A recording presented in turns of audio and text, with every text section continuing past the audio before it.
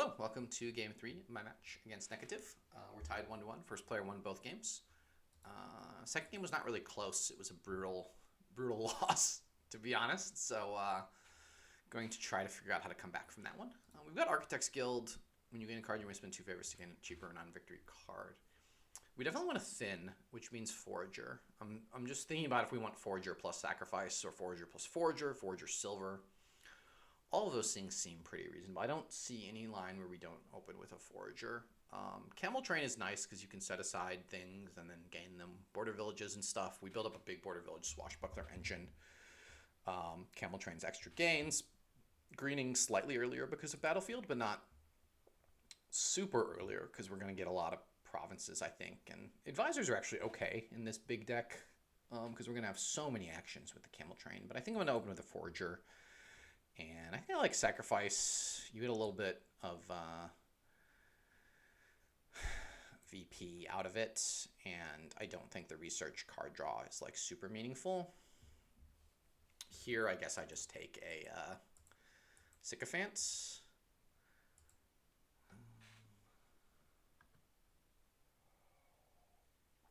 I think I want to save my Architect's Guild until I start gaining border villages. There's like some room where I can take a Hideout as just an extra village. There's also some room where I can take an advisor, but I think I'm just going to take a silver here and call that a turn. Ouch. All right, I guess this is going to be my Camel Train then.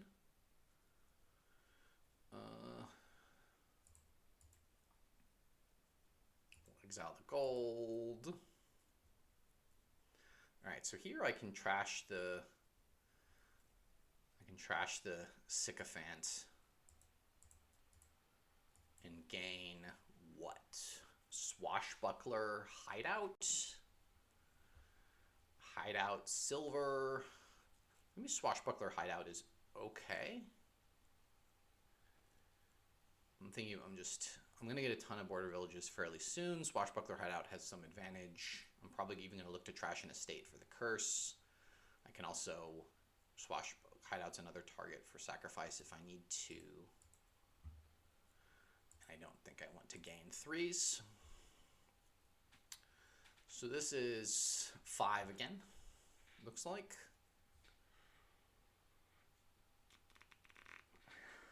Yeah, these draws have just been awkward. Their research missed the shuffle.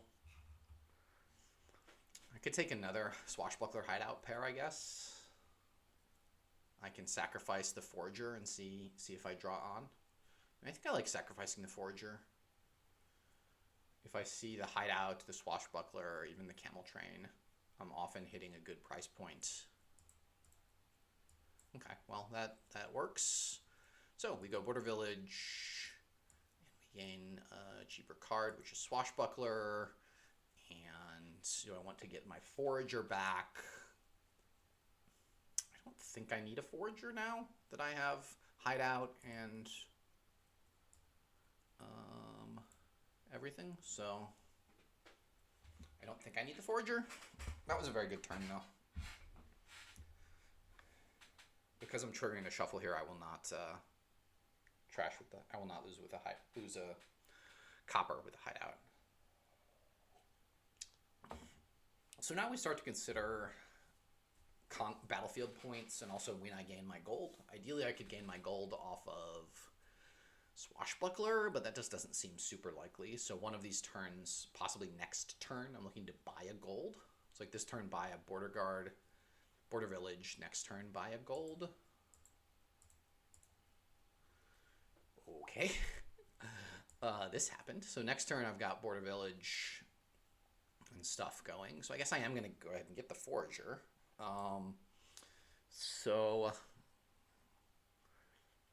Like I could consider getting a bunch of advisors now. Advisors add decent reliability. I'm going to have a ton of villages, ton of Swashbucklers. Advisors also activate my advisors will also activate my Swashbucklers, and I guess I will go ahead and get the Forager now.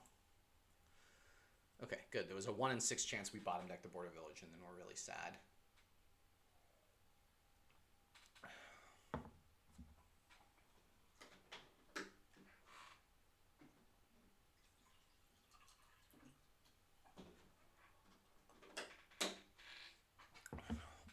Yes, the advisors will activate the swashbucklers, and I should have enough villages and swashbucklers that they can't deny me.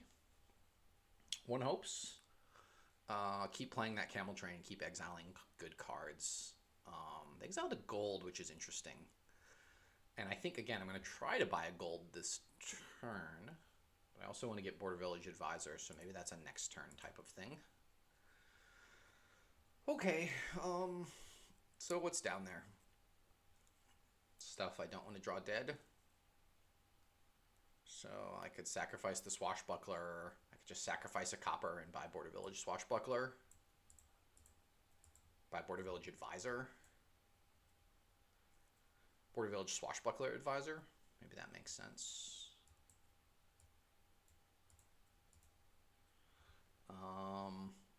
Okay, so this bottom card is a Border Village.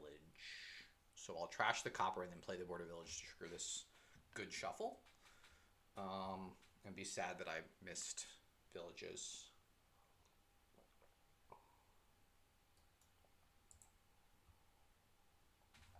Yeah. Yeah, that was like 2 pretty bad shuffles in a row. I mean, yeah, I've just had bad deck states, I guess. Hopefully this next shuffle, I mean, if I draw an advisor off the top, or a Border Village, or a Swashbuckler, I can get, yeah, I draw an advisor reveals 2 Swashbucklers or something, and get some stuff going. Actually, it's not a Border Village, is it? It's a, no, yeah, my Forager's in the discard pile, one assumes. No, my Border Village missed the shuffle.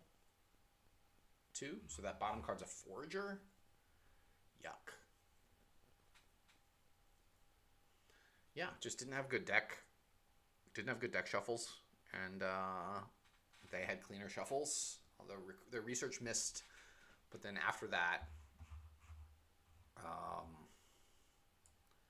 this shuffle was fine. This turn 7 shuffle was really bad for me, and they top deck village draw. I didn't. I bottom decked all my villages that shuffle. I'm gonna assume they hit 6 here and buy a gold. Can they hit 6 here and buy a gold?